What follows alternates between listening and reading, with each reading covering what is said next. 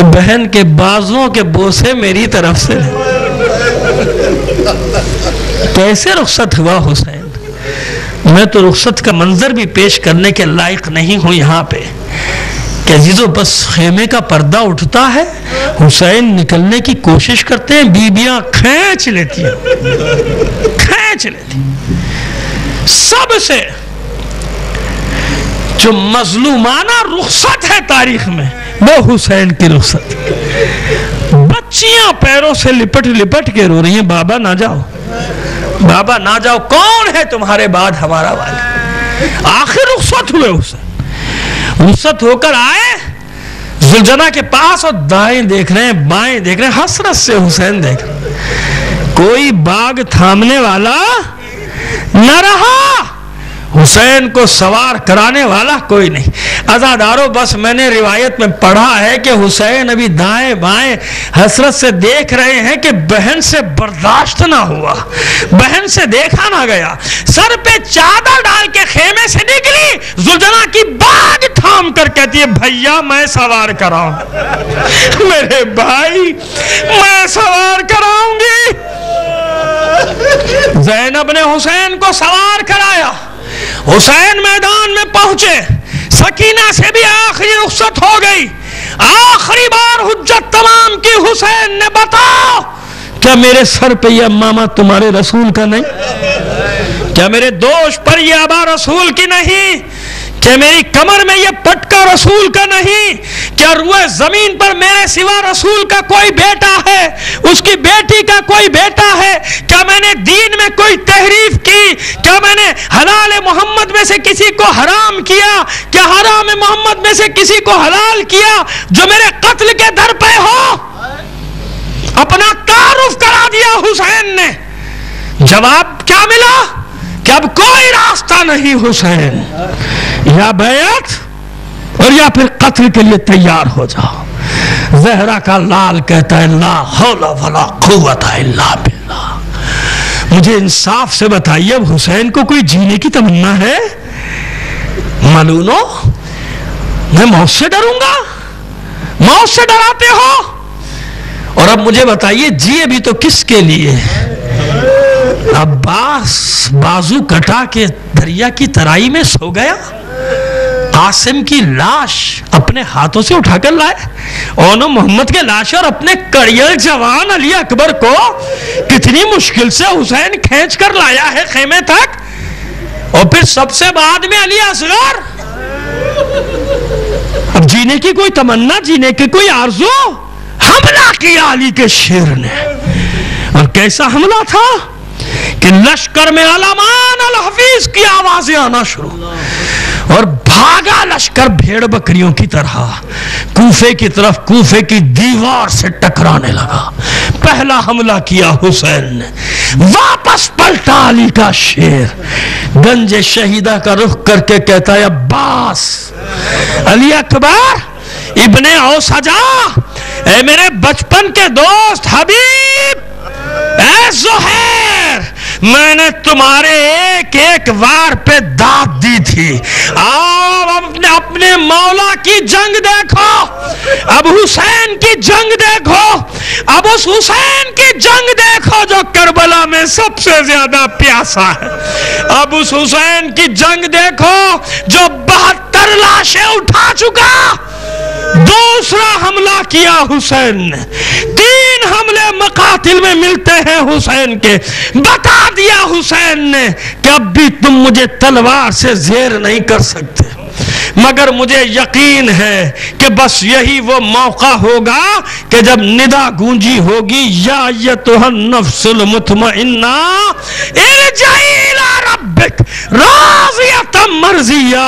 اب میں ترجمہ نہیں کر رہا، میں تو عرفا کی زبان میں بات کر رہا ہوں کہ ندا گونجی ہوگی میرے حسین پلٹا، میرے حسین پلٹا، تو نے وعدہ پورا کر دیا حسین، تیرا رب تجھ سے راضی ہو گیا، اب جو میں دینے والا ہوں حسین تو بھی راضی ہو جا۔ پس تلوار نیام میں گئی، چاروں طرف سے غلبہ ہوا، اتنے تیر اتنے تیر اتنے تیر کہ مقاتل میں لکھا ہے سوائے تیروں کے کچھ نظر نہیں آتا۔ حسین کا پورا جسم اطہر تیروں میں چھپ گیا تھا، مگر اتنی قوت تھی زہرا کے لال میں کہ کوئی ذوالجناح سے نیچے گرا نہیں سکتا تھا حسین کو۔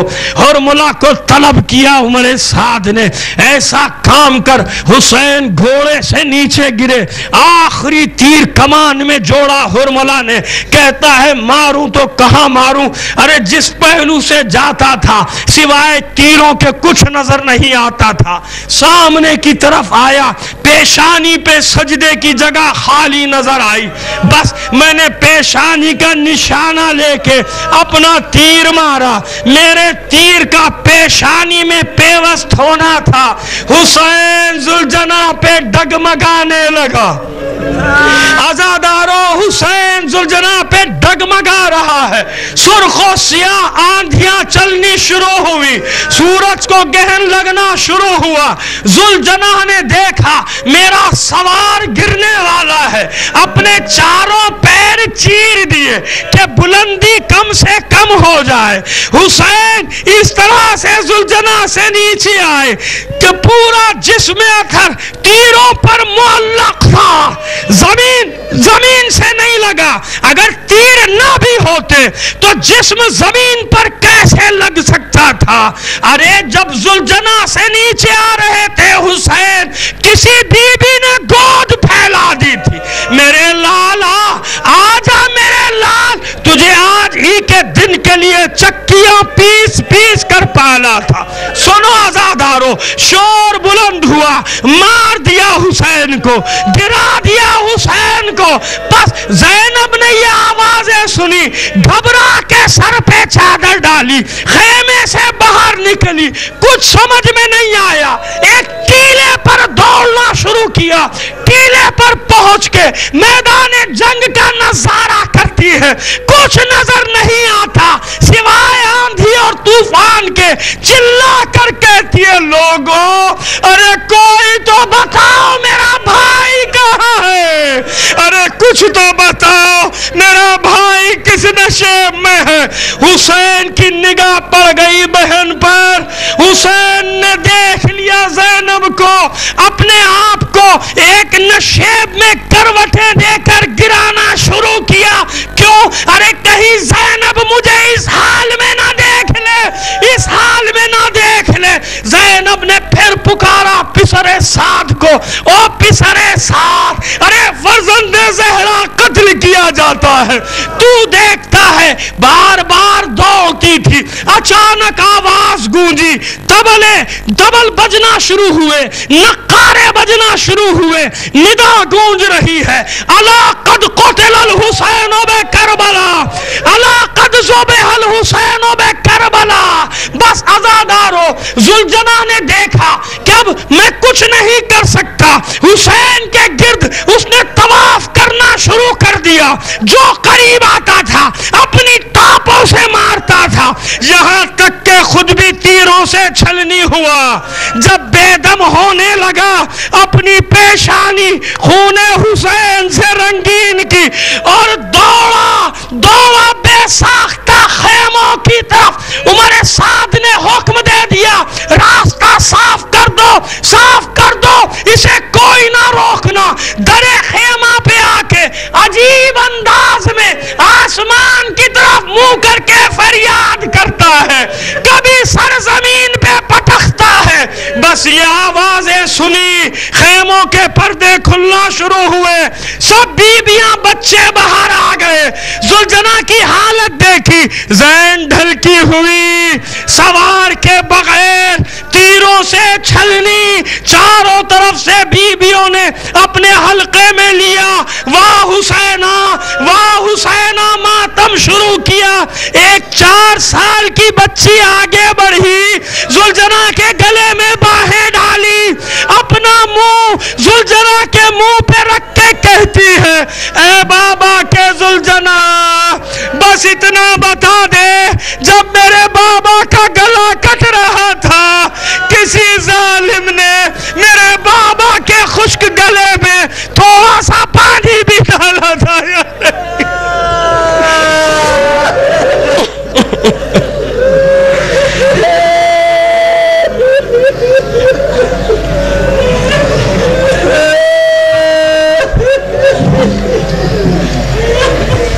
الا لعنت اللہ علی القوم الظالمین وسیعلم الذین ظلموا ای منقلب ينقلبون. باری الہ بحق محمد و آل محمد ہماری اس قلیل عبادت کو قبول فرما لے. اپنی حاجات اپنے امام زمانہ کے توسل سے تیری بارگاہ میں پیش کرتے. دنیا میں جہاں کہیں بھی مومنین آباد ہیں ان کی جان و مال عزت و آبرو کی حفاظت فرما. عزاداران حسین کو اپنے حفظ و امان میں رکھ. جو مومنین عزادار ہونے کے جرم میں شہید کر دیے گئے انہیں شہدائے کربلا کے ساتھ محشور فرما. جو بیمار ہیں زخمی ہیں خاص طور پر ہمارے بزرگوار جناب ظفر مہدی صاحب اور سمر حسین نقوی صاحب سمیت حاضرین میں جو بھی کوئی خدا نہ کرے مریض ہے مومنات میں مومنین میں یا ان کا کوئی عزیز مریض ہے پروردگار بحق بیمار کربلا انہیں شفاء کاملہ و عاجلہ عطا فرما. جو اسیر ہیں بحق اسیران کربلا انہیں رہائی عطا فرما. باری الہ مومنین میں اتحاد اتفاق الفت اور محبت پیدا کر دے. جو عناصر مومنین کے صفوں میں انتشار کا باعث بنتے ہیں اگر ہدایت کے قابل ہیں تو ان کی ہدایت فرما دے. اگر ہدایت کے قابل نہیں تو ان کے شر سے مومنین کو محفوظ فرما دے. باری الہ تمام مومنین کی جائز حاجات کو پورا فرما دے. خاص طور پہ جو بے روزگار ہیں انہیں روزگار عطا فرما. جو مقروض ہیں غیب سے ان کے قرضوں کو ادا فرما دے. جو پریشان حال ہیں ان کی پریشانیوں کو دور فرما دے. باری الہ جو بے اولاد ہیں انہیں اولاد نرینہ عطا فرما دے. باری الہ ہمارے جن بچے بچیوں نے امتحانات دی ہیں انہیں دنیا اور آخرت کے امتحانات میں کامیابی عطا فرما. باری الہ بہت سارے مومنین نے اپنے بچوں کے رشتوں کی دعاؤں کے لیے کہا ہے. باری الہ بحق خانواد زہرا بحق خاندان ابو طالب بحق خاندان علی و بطول ان تمام مومنین کی پریشانیوں کو دور کر دے. ہمارے گھروں کو ہمارے مومنین کے گھروں کو شاد و آباد رکھ دے. مسلمانان عالم میں اتحاد اور اتفاق پیدا کر دے. دہشت گردوں سے اس ملک کو پاک کر دے. ہماری سرحدوں کی حفاظت فرما. ہمارے ملک کی حفاظت فرما. باری الہ ہمارے شہروں میں امن و امان قائم کر دے. ہمارے دلوں میں ایک دوسرے کے لیے محبت احترام اور رواداری پیدا کر دے. ہمیں ایک دوسرے کی دل آزاری کرنے سے پرہیز کرنے کی توفیق عطا فرما. باری الہ ہم اس قابل نہیں اس قابل بنا دے. جب تیری آخری حجت کا ظہور ہو تو اس کے ادنا سے سپاہیوں میں شامل ہو جائے. تاجیل فرما ظہور امام زمانہ میں. اور ایک اور دعا کرنے کے بانی صاحب خانہ نے جس خلوص سے اس فرش اعضا کو بچھایا اور جس خلوص سے آپ حضرات نے اتنی دور دور سے آ کے اس میں یہاں پہ شرکت فرمائے. باری الہ ہمارے اس تمام پڑھنے اور سننے کو ان سننے والوں کو باری الہ بارگاہ زہرا سے خصوصی اجر عطا فرما دے. باری الہ ہمیں موت نہ دینا جب تک تو ہم سے راضی نہ ہو جائے. جب تک اہل بیت علیہ السلام ہم سے راضی نہ ہو جائے. ان گھروں میں جن میں ذکر خانواد اہل بیت رسول آل رسول ہوتا ہے ان پہ اپنی رحم و کرم کی بارش فرما. اپنے انعام و اکرام کی بارش فرما. تاجیل فرما ظہور امام زمانہ میں. آپ سے درخواست کروں گا صاحب خانہ کے مرحومین کے لیے اپنے تمام مرحومین کے لیے جن کا کوئی پڑھنے والا نہیں ان کے لیے اور شہدائے ملت جعفریہ کی ایصال ثواب کے لیے ایک بار سورہ فاتحہ اور 3 بار سورہ اخلاص کی تلاوت فرما دیجیے گا.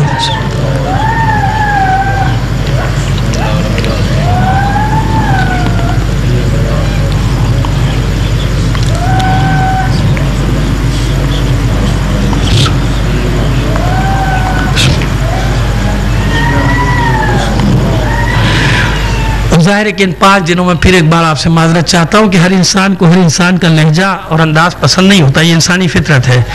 تو میری کوئی بھی بات آپ کے مزاج پہ ناگوار گزری ہو بس یہی میری معذرت قبول کر لیجیے گا. دل میں لے کر کوئی بات نہ جائے گا. انسان ہوں معصوم نہیں ہوں. کبھی کوئی ایسی بات بھی گزر جاتی نکل جاتی جو ناگوار ہو جاتی تو یہی معذرت قبول کر لیجیے گا.